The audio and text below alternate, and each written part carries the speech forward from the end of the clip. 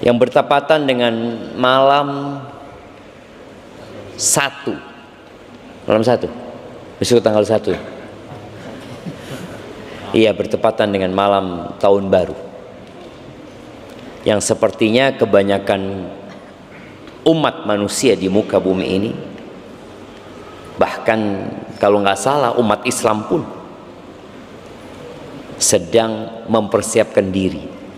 Kami telah datang kepada mereka dengan kitab, ini Al-Quran, yang kata Allah, kami detailkan perkara-perkara yang dibutuhkan manusia di atas ilmu sebagai petunjuk dan rahmat. Hudan wa rahmah, buat siapa? Liqaumi yu'minun, buat orang yang mau beriman. Malam ini kita kajian bukan karena malam tahun baru. Kita kajian karena memang tiap Rabu kita kajian.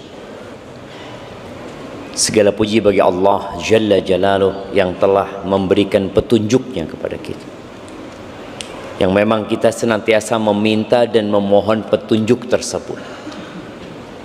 Kita tidak pernah berhenti mengatakan ihdinas siratal mustaqim, dan Allah memberikan petunjuk kepada kita yang kalau bukan karena kebaikan Allah, kita nggak akan pernah ngerti mana yang hak dan mana yang batil. Kita tidak akan berbondong-bondong datang ke masjid ini, nggak bakalan. Maka hendaklah kita memuja dan memuji Allah atas nikmat yang diberikan, di mana yang paling agung adalah nikmat hidayah tersebut. Allahumma salli wa sallim ala abdika wa rasulika sayyidina wa maulana Muhammadin wa ala alihi wa ashabihi ajma'in. Ya Allah, semoga salawat dan salam, berkah dan nikmat senantiasa Engkau curahkan untuk hamba kekasih-Mu, untuk baginda Nabi kita Muhammad alaihi salatu wassalam, untuk keluarga beliau, untuk istri-istri beliau, untuk putra-putri beliau, dan untuk seluruh sahabat Nabi.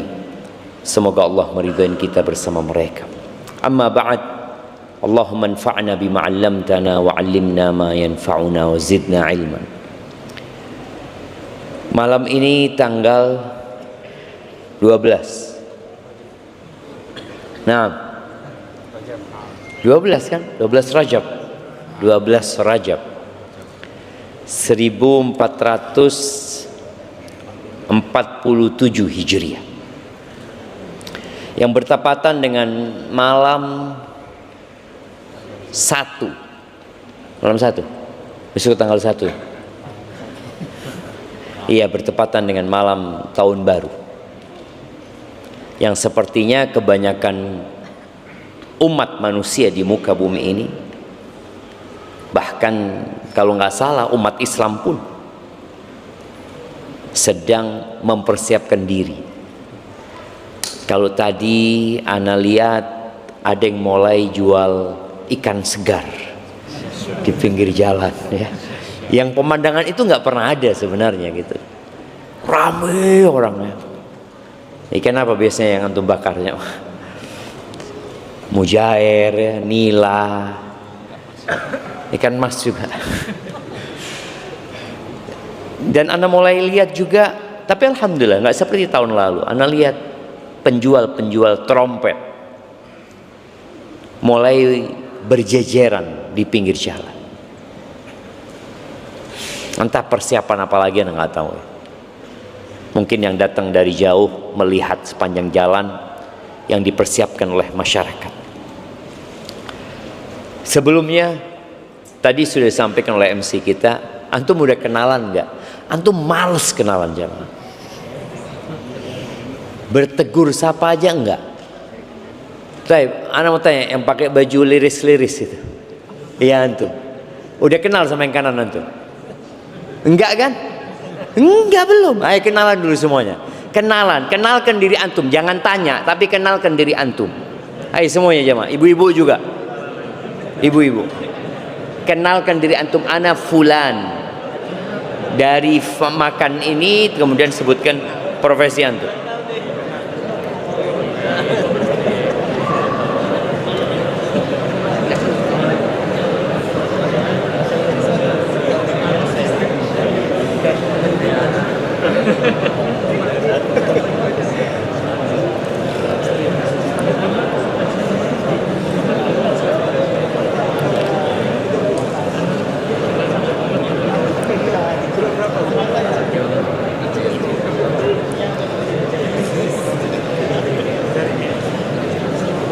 Nah, mau tuker-tukeran nomor HP nggak apa-apa ya. Tafadhol.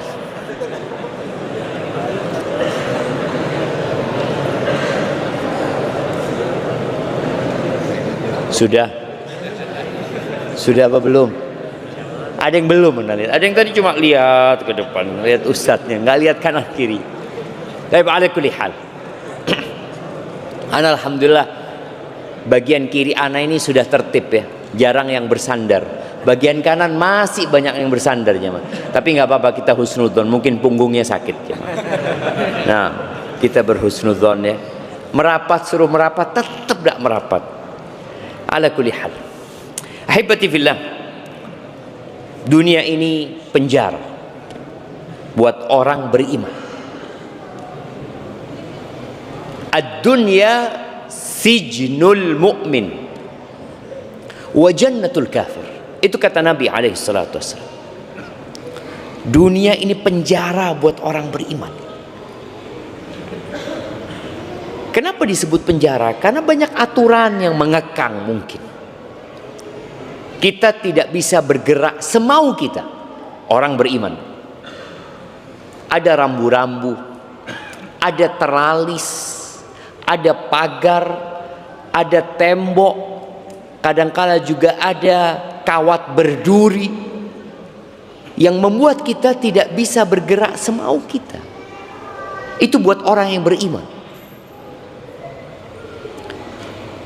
Yang tentunya hal ini berbeda dengan kondisi orang kafir. Wa jannatul kafir, surganya orang-orang kafir. Mungkin salah satu yang menyebabkan orang kafir itu banyak yang kaya melintir, tapi banyak juga yang enggak jemaah. Itu mereka nggak tahu dengan aturan agama.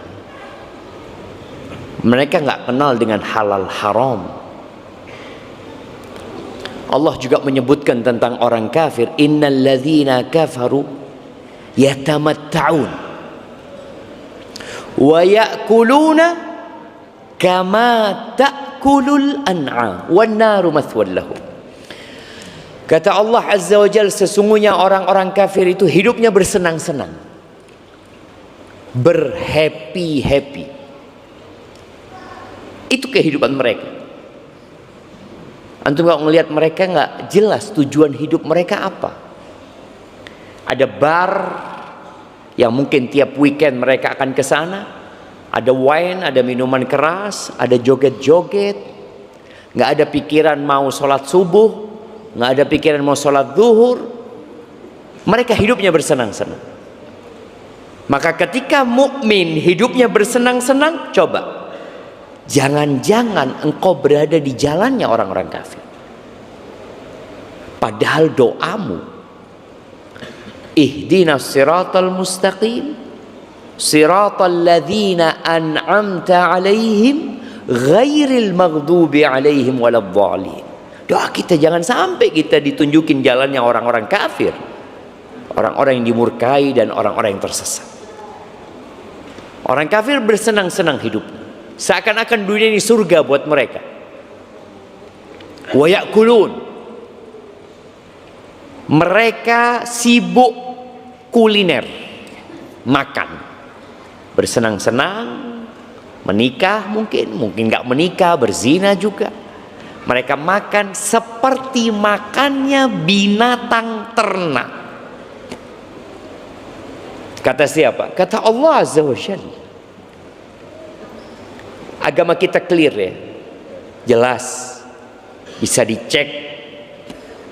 Surat apa itu? Surat Muhammad ayat 11 kalau nggak salah. Coba nanti dicek. Seperti itu. Wan naru mathwal, terakhir tempat mereka neraka nanti. Ketika bicara tentang neraka di surat Al-A'raf ayat 50 sampai 52, Allah menceritakan sebuah obrolan antara yang dulu dunia menjadi penjara dengan obrolan yang dulu dunia menjadi surga. Dua kelompok ini sedang ngobrol, tapi mereka berada di lokasinya masing-masing. Orang-orang beriman di surga, orang-orang kafir di neraka. Apa kata Allah?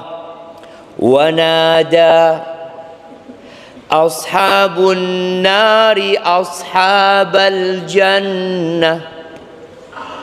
Penghuni neraka itu menyeru para penghuni surga. Bukan ngobrol sebenarnya. Mereka menyeru, mereka mengangkat suara agar yang di surga dengar dengan suara mereka. Ini yang mereka dulunya hidup di dunia bak surga, lalu mereka menyeru orang-orang yang hidupnya dulu bak di penjara. Apa yang mereka pinta dari penghuni surga?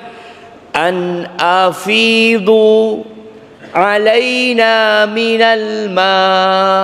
Kata mereka, berikan kepada kami air. Air. Kasih kami air. Seteguk air saja. Au mimma razaqakumullah, atau makanan apa saja. Bayangin coba. Yang dahulunya mereka hidup bersenang-senang di dunia, makan semau mereka, minum seenak mereka, pada saat nanti mereka minta seteguk air atau apa saja yang bisa dimakan, karena makanan mereka dhari'.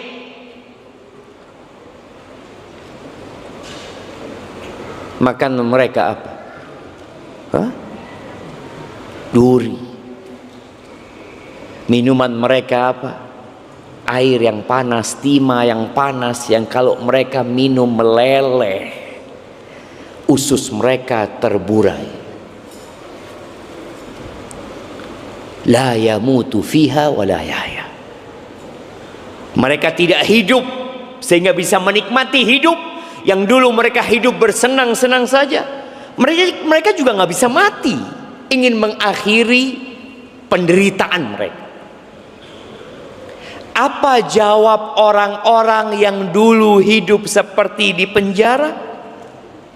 Qalu innallaha harramahuma 'alal kafirin.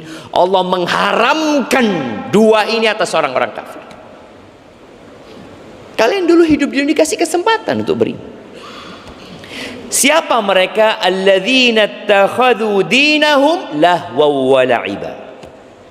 Mereka yang menjadikan agama mereka sebagai permainan dan senda gurau. Allah turunkan agama Islam. Allah perintahkan Nabi alaihi salatu wasallam untuk mendakwain mereka. 13 tahun di Mekah, Nabi alaihi salatu wasallam mengatakan kepada mereka, qulu la ilaha illallah. Katakan tiada yang berhak disembah kecuali Allah azza wa jalla. 10 tahun di Madinah, hidup bersama musyrikin dan Yahudi, sama dakwah Nabi alaihi salatu wasallam, qulu la ilaha illallah. Beliau mengutus Mu'ad bin Jabal sallallahu alaihi wasallam ke Yaman.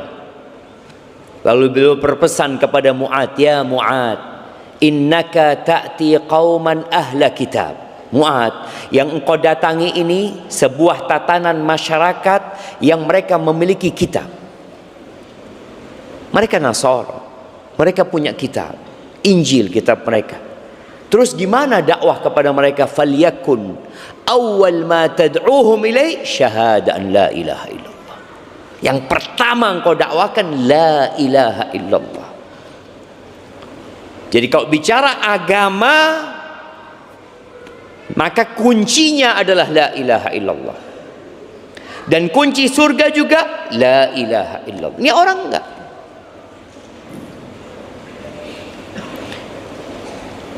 Wa gharrathumul hayatud dunya. Mereka agama tidak dipedulikan. Agama hanya kalau ya mungkin dibutuhkan saja sama mereka. Dan mereka tertipu dengan kehidupan dunia. Falyawma nansahum, maka hari ini kami melupakan mereka, kata Allah. Ya, ini kami tinggalkan mereka. Kama nasu liqa'a yaumihim hadza, sebagaimana mereka tatkala hidup di dunia mereka lupa dengan perjumpaan hari ini. Wa ma kanu bi ayatina yajhadun, ayat-ayat kami turun kepada mereka, mereka ingkari. Dibacakan Al-Quran kepada mereka. Kita lihat Al-Quran sekarang diterjemahkan kepada hampir semua bahasa. 24 jam live Mekah, live Madinah. Di mana-mana dakwah bisa didengar. Tapi mereka ingkar. Lalu kata Allah, walaqad ji'nahum bikitabin fassalnahu ala ilmin hudan wa rahmah. Kami telah datang kepada mereka dengan kitab, ini Al-Quran, yang kata Allah kami detailkan perkara-perkara yang dibutuhkan manusia di atas ilmu sebagai petunjuk dan rahmat. Hudan wa rahmah buat siapa? Liqaumi yu'minun, buat orang yang mau beriman. Malam ini kita kajian bukan karena malam tahun baru. Kita kajian karena memang tiap Rabu kita kajian. Ya kita biasa aja. Ada apa malam ini? Ya ada kajian. Habis kajian ya pulang gitu kan. Dan menjadi orang baik di tengah orang-orang yang rusak, ya mungkin ada yang suka, tapi banyak yang nggak suka ketika antum mengajak orang lain untuk baik. Di surat Al-Mutaffifin ya, di ayat 29 sampai akhir ya, Allah mengatakan innal ladzina ajramu kanu minal ladzina amanu yadhakun. Sesungguhnya orang-orang pelaku dosa itu adalah orang-orang yang dahulunya ketika hidup di dunia mereka suka menertawakan orang beriman. Ditertawakan orang beriman, yang kolot, yang kaku kayak kanebo kering, nggak bisa. Nah, apa sih? Iya, mereka suka menertawakan. Ketika orang beriman memegang prinsip hidup mereka, menjadikan agama sebagai pedoman mereka, ditertawakan. Wa idza marru bihim yataghamazun. Nih orang-orang nih, kalau melewatin orang beriman, mereka saling melirik, mengedipkan mata, membuli orang-orang beriman. Wa idzan qalabu ila ahlihim inqalabu fakihin. Kalau mereka pulang ke keluarganya, ke grup mereka, ketawa-ketawa, menertawakan orang-orang yang beriman. Kok ada ya orang-orang kolot, padahal kita sudah 2000 berapa? 2025, mau masuk 2026. Nggak tahu kita sekarang 1447 Hijriah, nggak tahu. Wa idza ra'auhum, kalau melihat orang-orang beriman, apa kata mereka? Qalu inna haula'i ladallun. Mereka orang-orang tersesat. Kesian orang-orang ini. Wa ma ursilu alaihim hafiz, sampai akhir ayat antum bisa baca nanti. Itu sebagai muqaddimah supaya kita faham menjadi orang beriman itu butuh perjuangan. Antum harus meninggalkan banyak kesenangan. Di saat orang happy-happy, anak kenapa sih kok nggak boleh sih?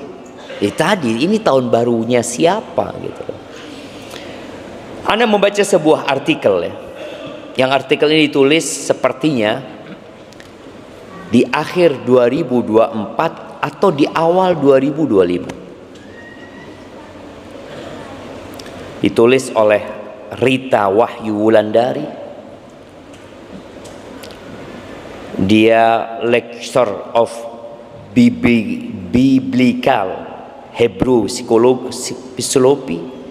filosofi, karena nggak bisa baca. Yang jelas dia ini di Israel Bible Center.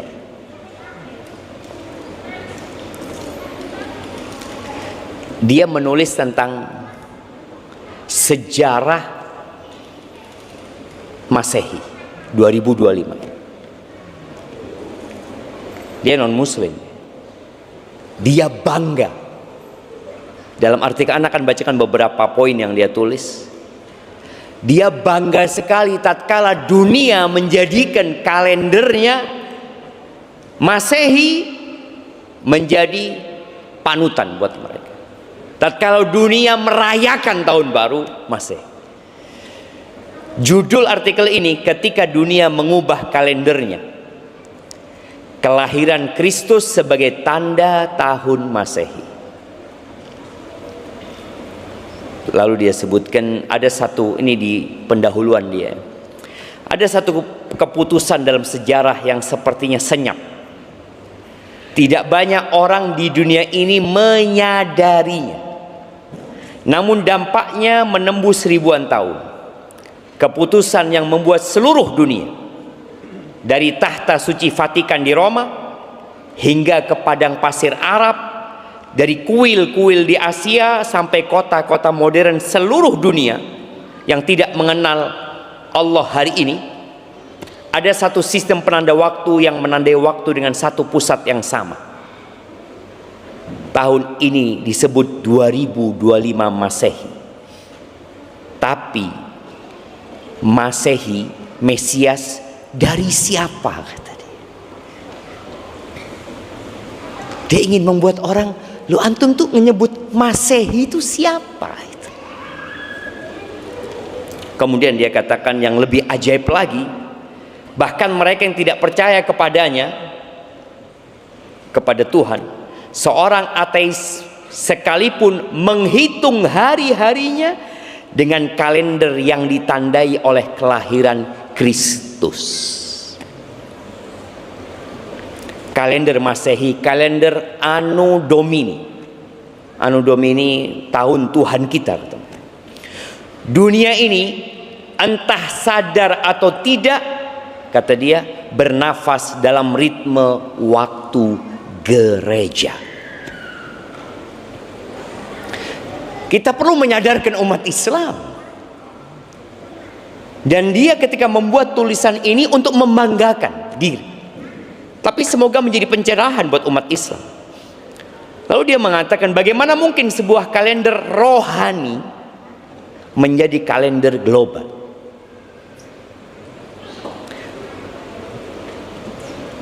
Yang untuk menandai waktu itu dengan sebelum dan sesudah Kristus. Kita kadang nggak ngerti sebelum Masehi, sesudah Masehi, ya. Dia dengan jelas mengatakan sebelum dan sesudah Kristus. Memang kalau bahasa Inggrisnya apa? Sebelum Masehi apa bahasa Inggrisnya? Hah? Before Christ. Before Christ. BC mereka nulis. Mereka nulisnya BC, before Christ. Kita kan biasa sebelum Masehi. Loh, ini urusannya sama siapa Masehi? Dengan jelas ketika bahasa Inggris mereka terus terang. Cuma tadi umat Islam nggak ngerti Masehi itu apa. Sehingga biasa aja, ya. Dan dia sebutkan, bayangkan seluruh dunia dari timur sampai barat, dari bangsa beriman sampai mereka yang menyebut diri ateis, menandai hari demi hari dengan kalender yang sama. Kalender yang berakar dari kelahiran satu pribadi, Yesus Kristus. Ini tulisan dia. Kalau bicara sistem kalender, dia sebutkan sistem kalender yang ada di dunia ini. Kalender Jawa 2025 ya. Kalender Jawa itu ya sekitar tahun 1958 1959. Mereka pakai kalender luni solar. Luna solar. Luni itu matahari, luni itu lunar itu rembulan, solar itu matahari, menggabungkan antara bulan dan matahari ya. Kemudian kalender Hijriah pakai lunar. Kemudian Ibrani lunisol. Ibrani itu lebih tua. Sekarang itu atau tahun 2025 buat mereka adalah tahun 5786. Kalender Cina, luni solar juga, tahun 4723. Yunani sekarang 2785-86 luni solar mereka. Ada Romulus, ada Julian. Kalender Julian ini nanti yang akan berkembang menjadi Gregorian ya. Semoga tidak salah bacanya. Julian ini 2025. Dulunya mereka kalendernya cuma 10 bulan. Kemudian ditambah 2 bulan. Jadi kalender mereka dulu cuma 304 hari. Kemudian ditambahkan jadi 12 bulan. Itu di mereka hanya buatan mereka saja. Jadi kalau bicara matahari ini lebih mengacu kepada musim nanti. Baik. Kemudian disebutkan di sini dahulunya, jadi kalender Masehi ini baru dimulai di abad 6 Masehi. Jadi kaum Nasoro sebelumnya pakai kalender siapa? Mereka pakai Auc, AUC, singkatan dari Ab Urbe Condita.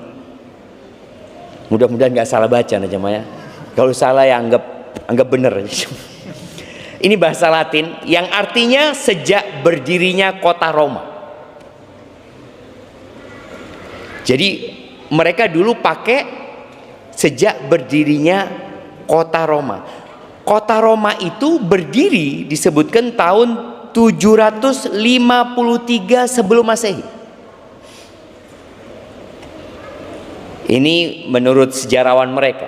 Jadi yang dipakai oleh Nasoro sejatinya jemaah, yang dipakai oleh Nabi Adam sampai Nabi Musa dan Isa itu mereka pakai kalender rembulan. Tapi kemudian terjadi perubahan karena mereka ikut Romawi saat itu. Kemudian disebutkan di abad ke-6 ada seorang biarawan ya. Ini di tahun 525 Masehi. Biarawan yang bernama Dionysius Exiguus ya. Dia menetapkan sistem penanggalan baru untuk menentukan waktu kelahiran Yesus dan Paskah Kristen. Kapan lahirnya Yesus? Kapan Paskah? Paskah itu hari apa?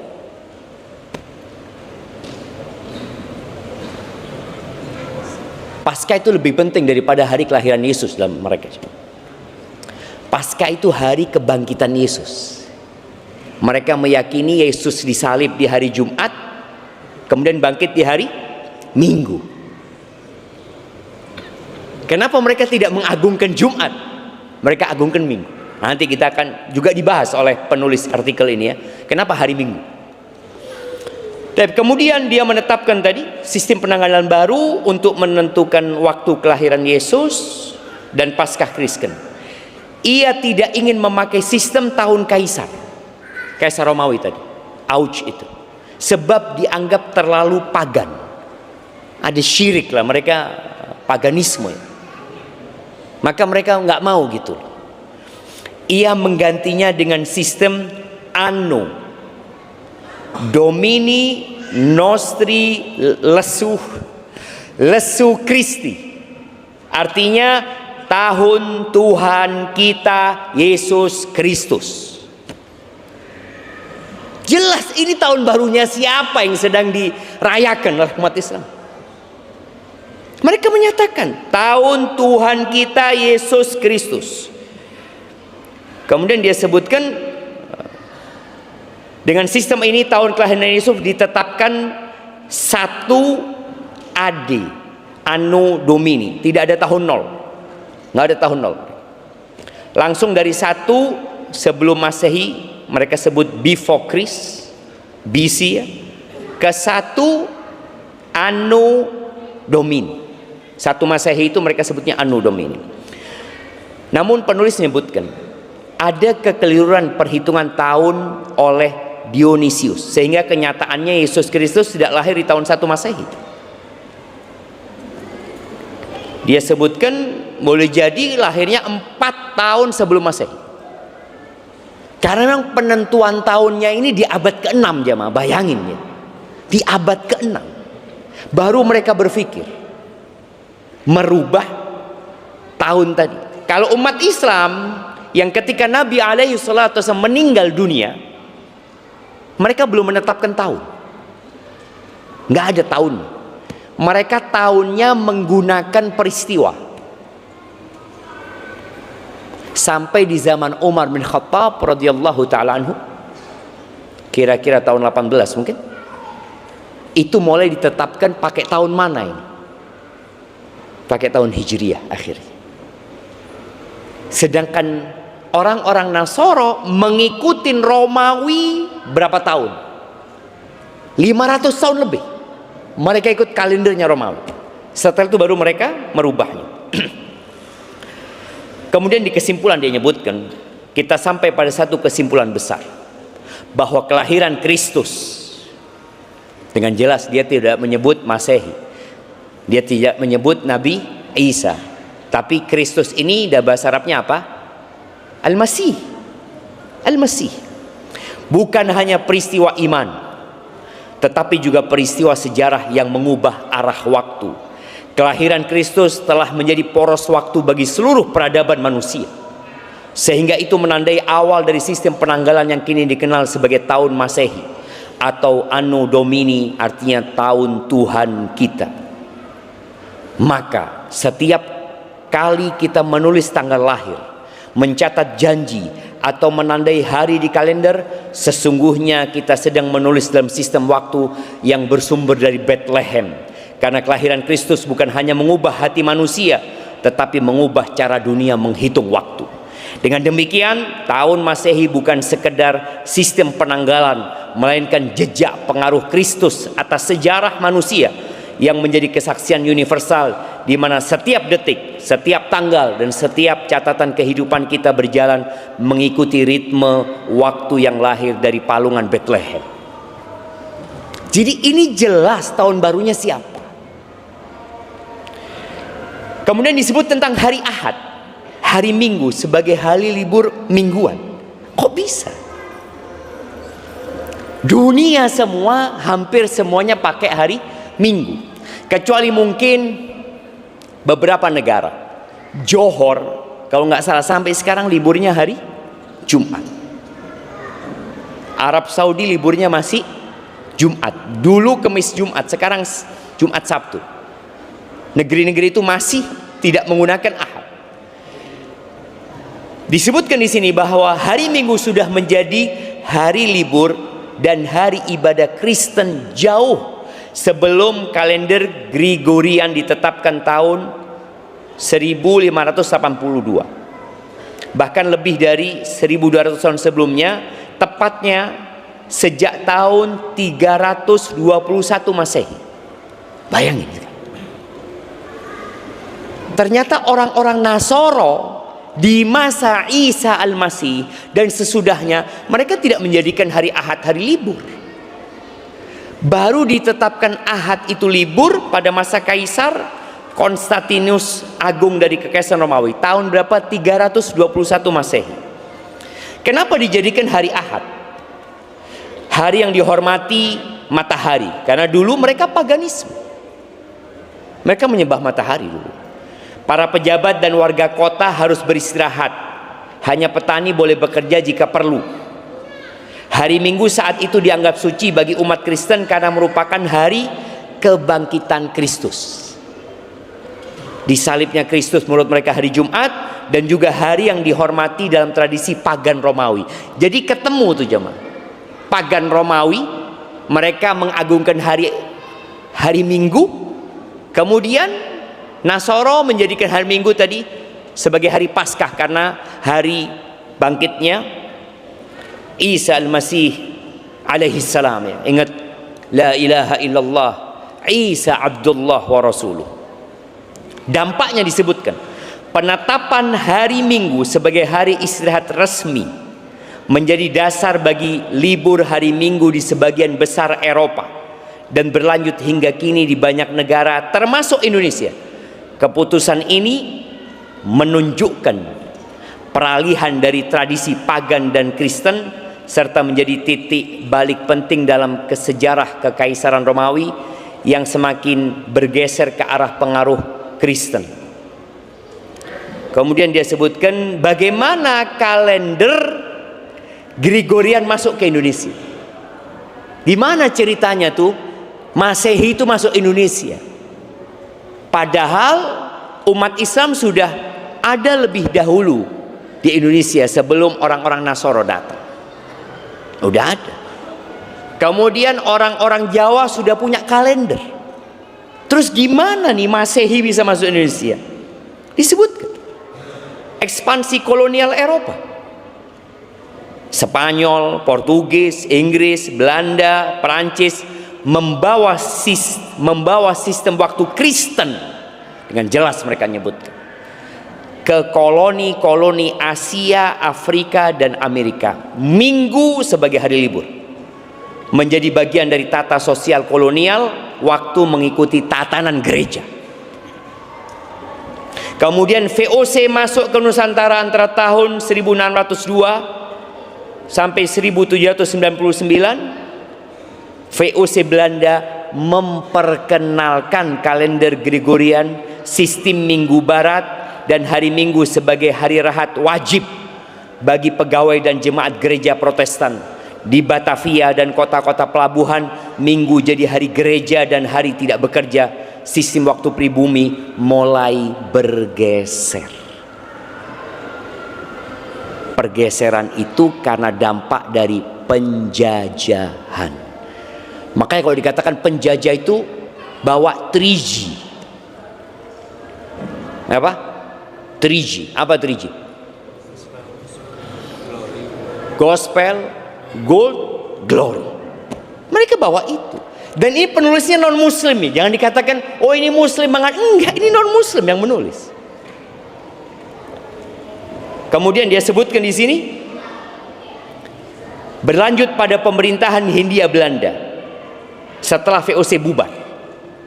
Jadi VOC itu kan sebenarnya pedagang dulu jamaah, perusahaannya. C-nya ini kan company, VOC company. Mereka kemudian berubah menjadi pemerintah. Kolonial Belanda menegakkan aturan libur minggu bagi kantor pemerintahan dan sekolah. Penjajah. Ritme waktu kolonial, kerja pada hari Senin sampai Sabtu, libur pada hari Minggu menjadi pola baku masyarakat urban.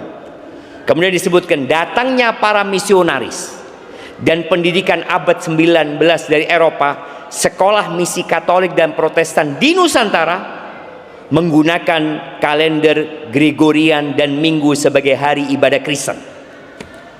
Padahal mayoritas Muslim, tapi liburnya Minggu. Pola Minggu Kristen melembaga dalam sistem pendidikan nasional kolonial. Ini benar-benar sisa-sisa Belanda. Pada awal Republik Indonesia sampai sekarang, Indonesia mewarisi sistem kalender Gregorian dan jadwal kerja kolonial Senin sampai Sabtu, Minggu libur. Kemudian dia sebutkan terjadi perubahan 1950 diperluas jadi Sabtu setengah hari, lalu akhir pekan Sabtu Minggu. Ritme waktu Kristen menjadi ritme nasional dan global. Diterima, kata dia, tanpa dasar religius eksplisit melainkan administratif dan ekonomi. Jadi nilai pengaruh keagamannya sudah hilang. Padahal tetap, kalau umat Islam mau berpikir loh, umat Islam itu kan liburnya hari Jumat seharusnya, hari ibadah mereka. Nggak bisa mereka. Di saat kolonial itu membawa istri anaknya ke gereja di hari Ahad, Muslim hari Jumat tetap kerja. Nggak bisa bapak bawa anaknya Jumatan, karena bapaknya kerja di mana, anaknya sekolah di mana. Jadi mungkin berpikir, oh ini hanya administratif. Iya, tapi akan berdampak kepada keagamaan itu. Kalau bicara mayoritas, ya mayoritas Muslim. Tapi karena tadi mereka nggak tahu dengan kalender ini kalendernya siapa. Jadi menyebarnya kalender Masehi ini itu dominasi Romawi Kristen, gereja Eropa, kolonialisme, sistem pendidikan dan ekonomi modern. Tapi jangan sampai karena ini sudah menyebar kemana-mana kemudian kita tunduk dan merasa ini sebuah kebenaran. Enggak. Kalender yang benar adalah kalender yang ditetapkan oleh Allah Azza wa Jalla. Dan Allah mengatakan di surat Al-An'am ayat 16 ya, wa in tuti aktsara man fil ardi yudhilluka an sabil.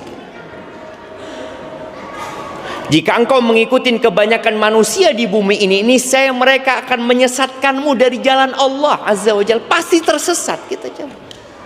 Mengikuti kebanyakan orang itu tersesat. Jadi yang diikutin itu kebenaran. Jadi titik masalahnya, kalender ini bukan kalender milik kita, tapi dirayakan seperti milik kita. Ini kan yang ironis sekali. Tapi kita dengarkan azan dulu.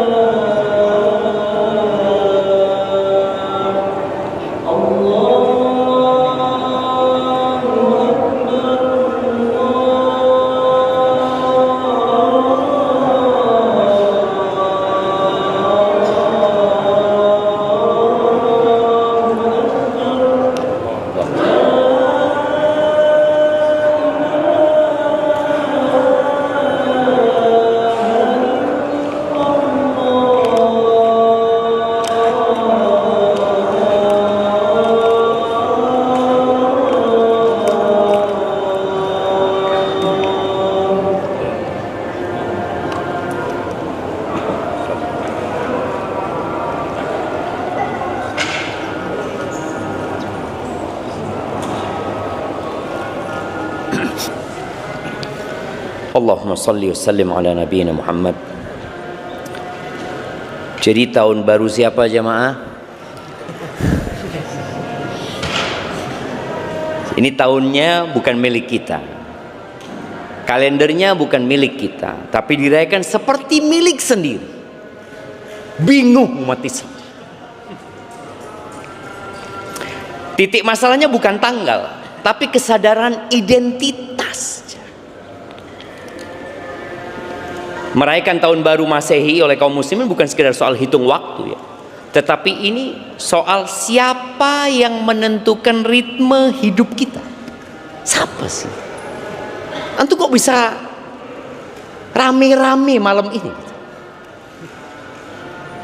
Dalam kerangka nilai siapa bersuka cita, antum seneng-seneng. Ini nilai milik siapa? Bicara kearifan lokal ya bukan. Bukan. Kita udah lihat. Penulis itu menjelaskan dengan gamblang. Dan kalender bukan netral. Jangan dianggap netral. Enggak. Kalender itu membawa makna, simbol, pandangan kehidupan.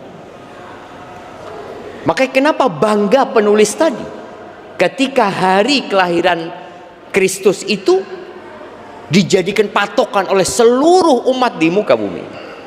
Ya nggak semuanya. Kalender Masehi tadi berporos pada kelahiran Yesus dalam pandangan mereka yang dianggap sebagai anaknya Tuhan. Menguat lewat gereja, kolonialisme dan sistem barat. Sementara kalender Hijriah Allah yang menetapkan langsung berkaitan dengan bulan-bulan. Berporos pada hijrahnya Nabi Muhammad SAW, titik lahirnya peradaban Islam. Tapi kita sendiri nggak hafal dengan kalender kita sendiri. Ingat, Islam sudah menetapkan berkaitan dengan penentuan bulannya. Kita sudah pernah sampaikan di surat At-Taubah ayat 36, nanti dirujuk kembali. At-Taubah ayat 36, Allah mengatakan inna iddatasy syuhuri 'indallah 12 syahr. Perhitungan bulan di sisi Allah itu 12 bulan. Yauma fi kitabillah yauma khalaqas samawati wal ardh. Itu ada di ketetapan Allah. Di Lauhul Mahfuz ada. Pada hari penciptaan langit dan bumi sudah ditetapkan 12 bulan. Minha arba'atun hurum. Dari 12 bulan itu ada 4 bulan haram. Makanya kalau kita lihat penentuan puasa pakai apa? Hijrah. Kita puasa insya Allah kapan? 1 Ramadan. 1 Ramadan. Terus Idul Fitri kapan? 1 Syawal. Nggak akan pernah berubah. Tapi kalau antum hidup dengan kalender Masehi, selalu berubah. Kapan puasa? Februari insya Allah. Terus Lebaran? Ya Maret lah. Idul Adha? Kapan Idul Adha? Sedangkan ketika kita sebagai muslim, Idul Adha kapan? 10 Zulhijjah. Haji itu ditetapkan dengan kalender yang ditetapkan oleh Allah dan Rasulnya. Zakat pakai hitungan apa?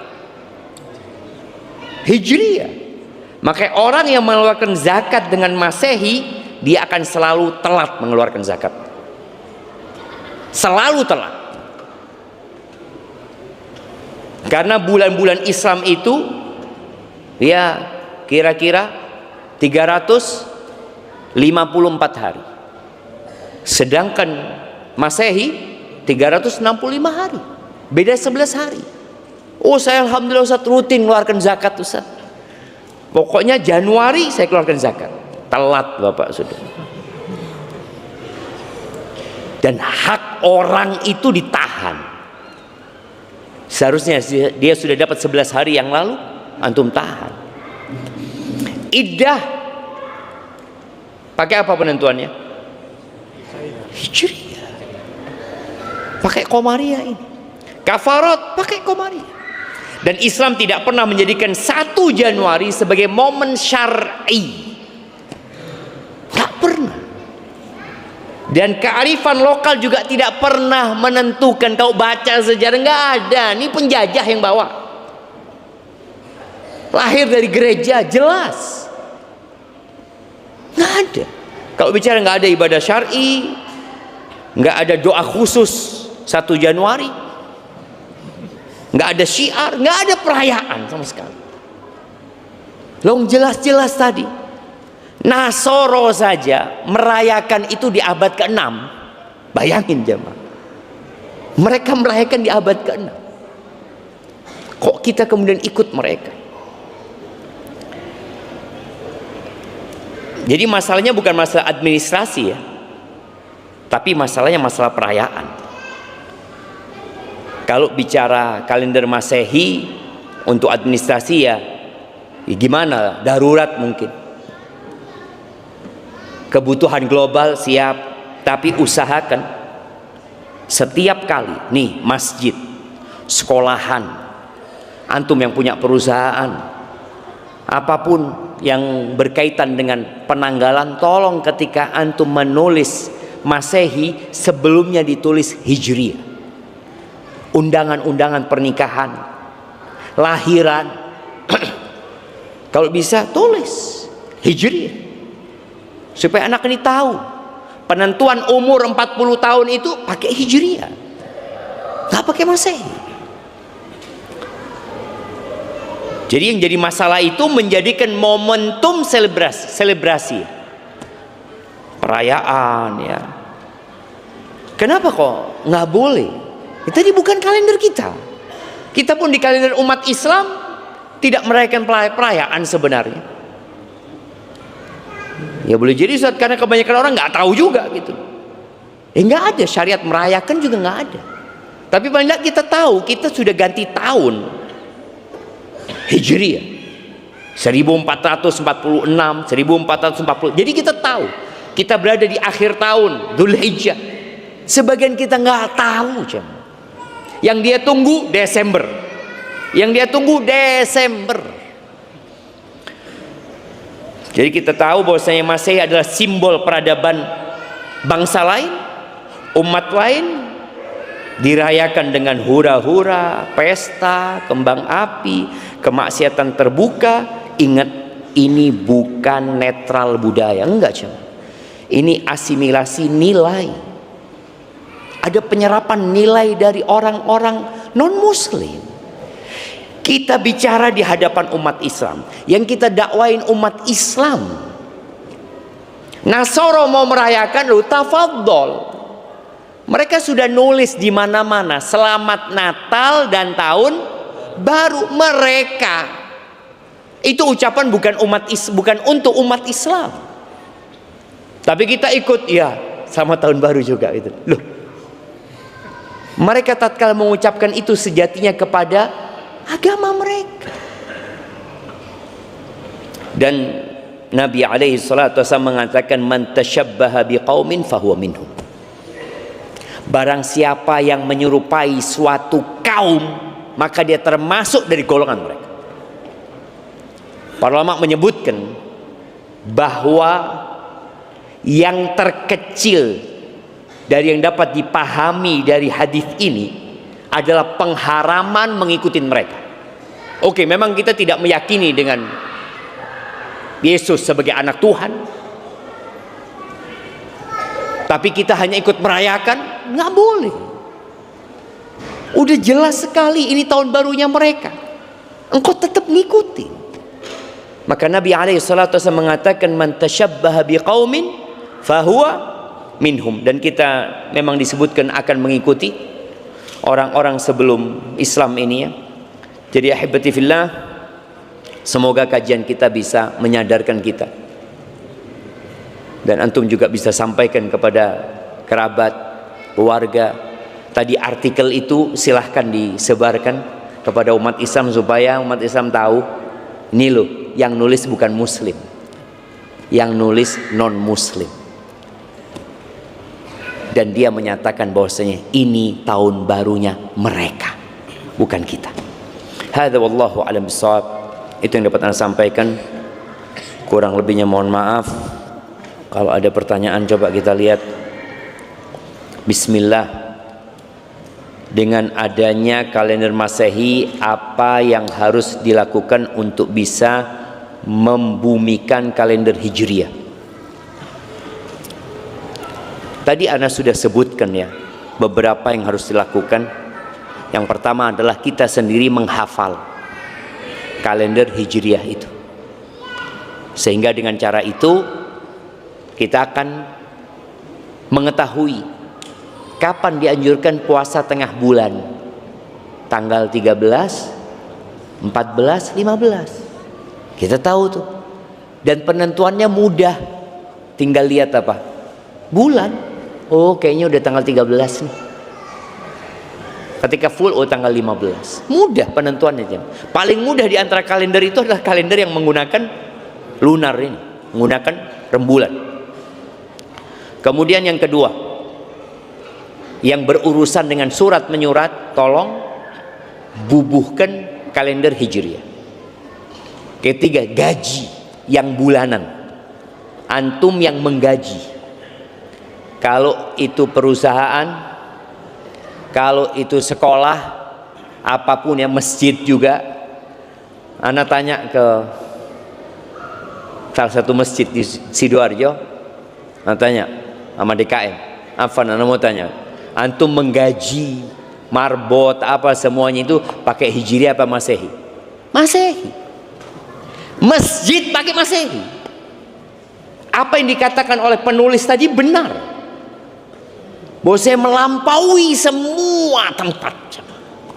Sampai tempat ibadahnya umat Islam pun gajinya pakai Masehi.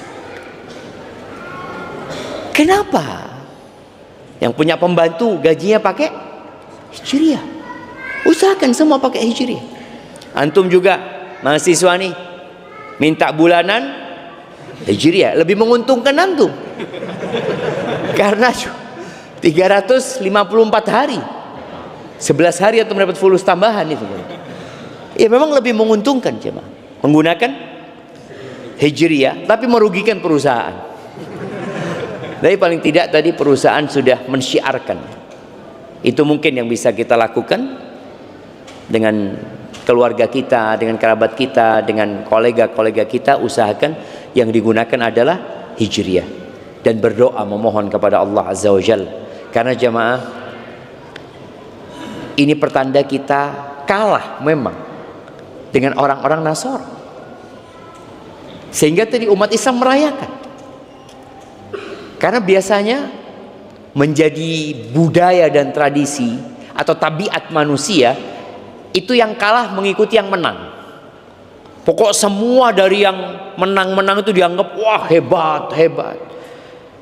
Sehingga kita mengikuti tanpa mengetahui.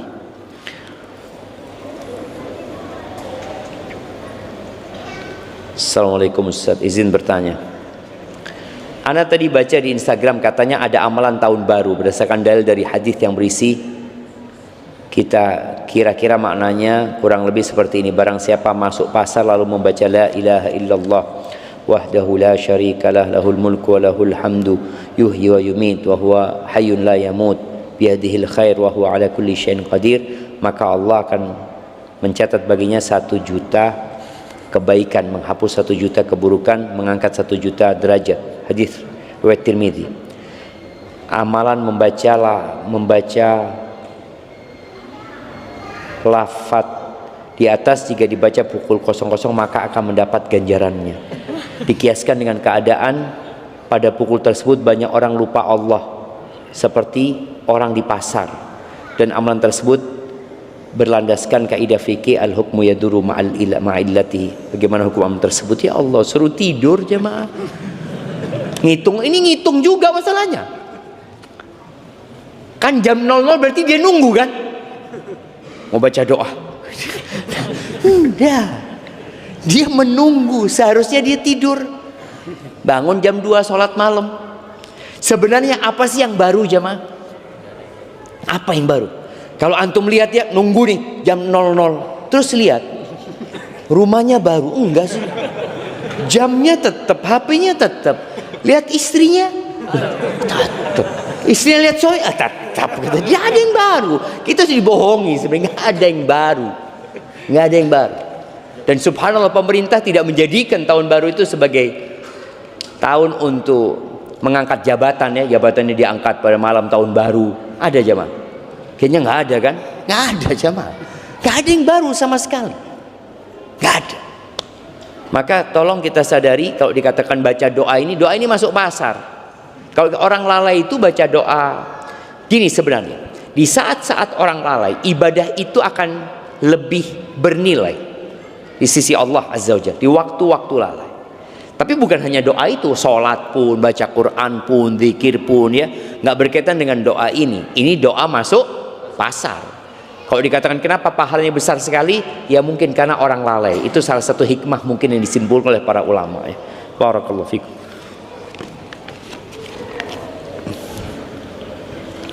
Bismillah. Assalamualaikum warahmatullahi wabarakatuh. Waalaikumsalam warahmatullahi wabarakatuh. Semoga Ustaz Syafiq sekeluarga selalu dalam lindungan Allah Subhanahu wa taala. Amin. Izin bertanya dan mohon nasihatnya Ustaz. Umur saya dan pasangan 40 tahun. Insyaallah tahun depan siap untuk mendaftarkan haji reguler. Apa masih jatuh wajib? Karena masa antrian 26 tahun lagi. Kami pernah umroh 1 kali. Mengingat untuk saat ini secara matematika kami belum mampu untuk mendaftar haji plus atau furoda. Mohon pencerahannya karena nasihat Ustadz akan sangat mempengaruhi pengambilan keputusan kami dalam waktu dekat. Terima kasih, jazakallah. Jadi kalau umur 40 tahun tambah 26 66. Terus gimana? Ya antum daftar. Ketika antum mampu daftar. Kemarin kita sempat berbincang di Dewan Fatwa berkaitan dengan kemampuan ini. Kemampuan itu menjadi wajib bagi antum ketika antum mampu untuk berangkat dengan haji reguler. Bukan mampu bayar DP. Karena orang yang mampu bayar DP berarti dia belum wajib. Kenapa belum wajib?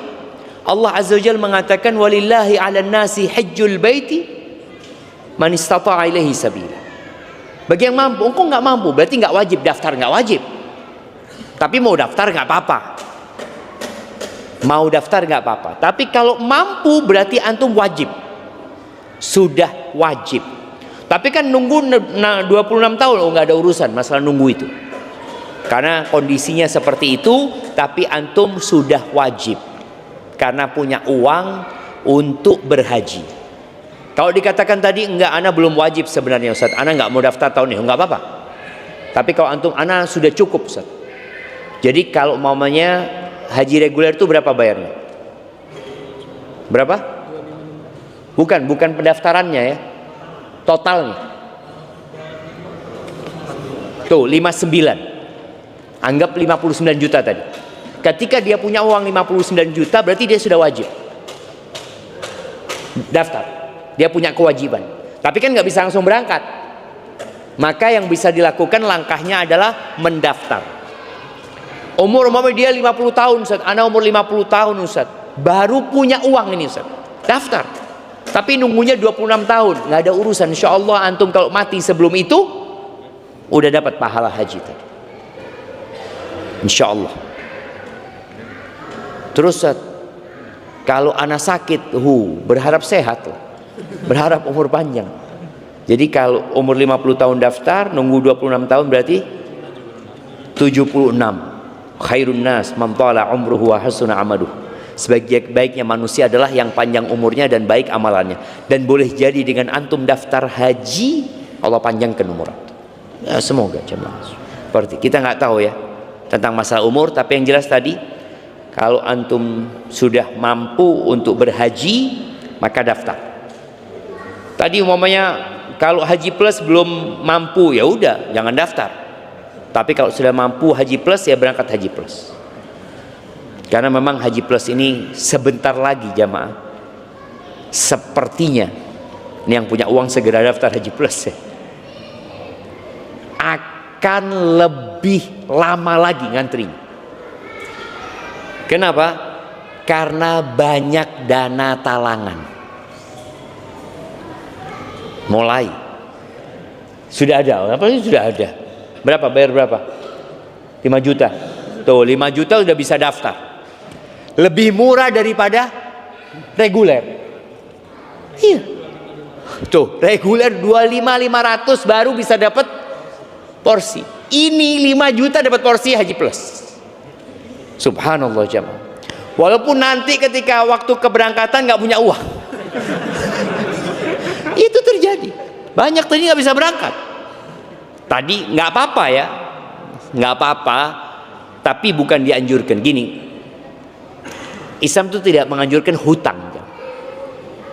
Karena antum walaupun bayar 5 juta, antum sebenarnya berhutang kepada travel tersebut gitu loh. Karena travel itu yang nalangi dulu. Haji Plus itu seharusnya bayarnya kalau nggak salah 4.000, iya 4.000 dolar. Iya 4.000 dolar seharusnya. Ini 5 juta. Utangnya antum banyak tuh. Itu bukan utang pelunasan ya, utang kuota. Utang kursi aja seperti itu. Hada wallahu a'lam bishawab. Taib, ini mungkin pertanyaan terakhir. Assalamualaikum warahmatullahi wabarakatuh. Ahsanallahu ilaikum. Izin bertanya dan sedikit bercerita Ustaz. Cerita ini panjang ya. Pada tahun 2024 lalu alhamdulillah istri ana Allah berikan rezeki berupa kehamilan. Putri pertama, kemudian ketika datang bulan Ramadan dan sedang hamil tua, beliau berpuasa 1 bulan kurang 2 hari. Dan ketika mendekati lahiran, berat putri kami hanya 1,5 kilo. Namun setelah berdoa, kemudian ikhtiar, alhamdulillah ketika lahiran beratnya naik menjadi 2,7 kilogram. Dan alhamdulillah ananda sehat. Namun setelah 14 hari putri kami sakit dan meninggal dunia. Kemudian beberapa bulan setelahnya Allah memberikan kami rezeki berupa kehamilan putri kedua. Dan ketika masuk bulan Ramadan kemarin istri anak izin untuk tidak berpuasa full dan hanya 2 hari saja. Alhamdulillah putri kedua ini lahir dengan berat 3,5 kg. Dan alhamdulillah beliau sudah berumur 4 bulan sekarang. Namun sampai saat ini bulan Rajab istri anak belum bisa membayar hutang puasanya. Karena jika berpuasa khawatir ASI berkurang dan mempengaruhi berat kesehatan putri kedua kami. Sedangkan bulan Ramadan 1447 ya sudah dekat. Mohon nasihat dan arahan Ustadz dan permasalahan ini. Apakah boleh membayar kafarat saja ataukah wajib mengqadha puasa yang tertinggal tersebut? Jazakallah khairan Ustaz. Semoga Allah menjaga Ustaz dan kaum muslimin. Iya. Semoga yang sudah punya anak, anaknya jadikan anak-anak yang soleh soleha. Yang belum punya anak segera dikasih anak yang lahir soleh soleha. Yang belum nikah nih, semoga segera menikah ya dan diberkahi pernikahannya. Berkaitan dengan orang yang hamil, apakah dia wajib berpuasa di bulan Ramadan? Kalau wajib sama, dia wajib. Cuma kalau dia nggak mampu, jadinya nggak wajib dia berpuasa. Apa yang harus dilakukan? Pendapat jumhur ulama, dan anda lihat pendapat jumhur ulama ini yang sepertinya harus lebih diikuti ya. Tetap wajib mengganti, bukan membayar kafarat, bukan membayar fidyah, bukan membayar fidyah. Walaupun ada pendapat dari Ibnu Umar atau Ibnu Abbas ya yang membolehkan untuk membayar fidyah, tapi keluar dari khilaf di antara para ulama, hendaklah tetap puasa. Kalau nggak mampu puasa, umpamanya tadi karena khawatir ya. Kalau bicara kematian tadi jamaah ya, bukan karena puasanya jamaah. Karena banyak orang yang nggak puasa mati juga anaknya. Jadi bukan karena puasanya, insya Allah. Kadangkala orang puasa nggak jaga makan. Padahal berapa banyak orang yang puasa 1 bulan Ramadan, ketika puasa beratnya 60, Syawal 65 jamaah. Iya, karena puasa lebih banyak makannya. Jadi ini yang perlu diperhatikan. Jadi ketika ada orang hamil mau puasa, sahurnya yang benar, bukanya yang benar. Soalnya kadang-kala dia malas sahur, malas buka ya karena kondisi hamil ya.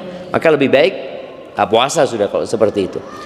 Kemudian ketika dia nggak mampu untuk membayar sekarang karena kondisi anaknya sedang disusui dan khawatir kalau dia puasa akan berdampak kepada anaknya, ya udah, engkau nanti Ramadan nggak usah puasa lagi, nggak apa-apa. Kalau memang khawatir dengan anaknya. Namun begini, ana ingin memberikan nasihat ya kepada orang-orang yang hamil tadi atau yang menyusui. Kalau dia puasa tiap hari mungkin berdampak kepada anaknya. Tapi kalau puasanya Senin Kemis, insya Allah nggak terlalu berdampak gitu. Apalagi sekarang ada susu tambahan. Ketika puasa mungkin bisa ditambahin susunya. Kalau enggak, ini yang perlu dihidupkan. Cari ibu susu. Murdi'ah. Sehingga menghidupkan kembali saudara sesusu. Bisa. Ketika dia puasa, susuono anakku. Seperti itu. Bayar, enggak apa-apa. Soalnya enggak, anak itu enggak kepingin Ustaz dia minum susu sapi gitu ya.